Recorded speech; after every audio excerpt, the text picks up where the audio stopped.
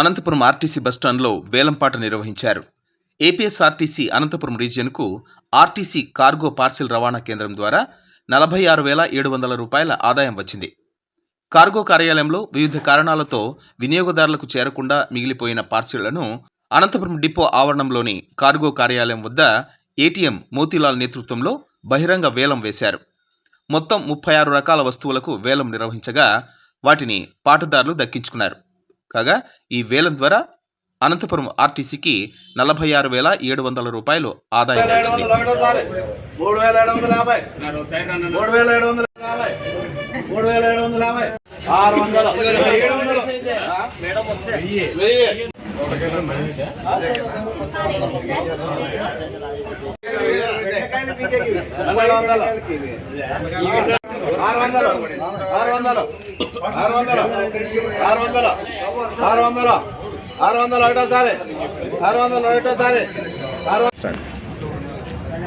ఈరోజు అనంతపురం జిల్లా, సత్యసాయి జిల్లా 2 జిల్లాల యందు 3 నెలల నుంచి వినియోగదారులు తీసుకొని వెళ్లకున్నటువంటి 36 పార్సెల్ను బహిరంగ వేలము అనంతపురం కార్గో ఆఫీస్ నందు వేయడం జరిగింది.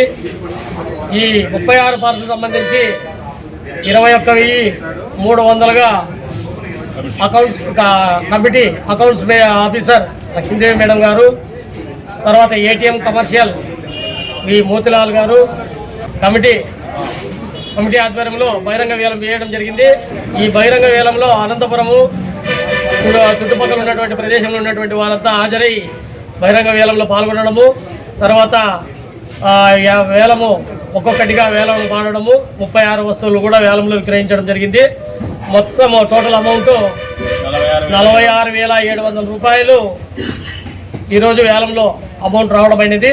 ఈ అమౌంట్ అంతా కూడా ట్రెజరీకి పంపడం జరుగుతూ ఉంది. సార్ మామూలు సంవత్సరంలో ఎన్నిసార్లు జరుగుతుంది సార్ ఇది? ఆక్షన్ ఎన్నిసార్లు వేస్తూ ఉంటాం? మామూలుగా అంటే 3 నెలలకు ఒకసారి వేస్తాం. ఆక్షన్ 3 నెలలకు ఒకసారి వేయడం జరుగుతూ ఉంది. అంటే సంస్థకు ఆదాయం చేకూరుతుందా సార్? సంస్థకు ఆదాయం చేకూరుతూ ఉంది. అటు వినియోగదారులకి, కస్టమర్లకు కూడా మంచి సర్వీస్ను కూడా ఇవ్వడం జరుగుతూ ఉంది.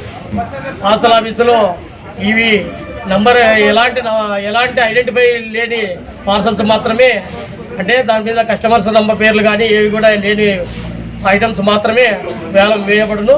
ఆ విధంగా అన్ఐడెంటిఫైడ్ ఐటమ్స్ అన్నీ కూడా వేలంలో రావడం జరిగింది.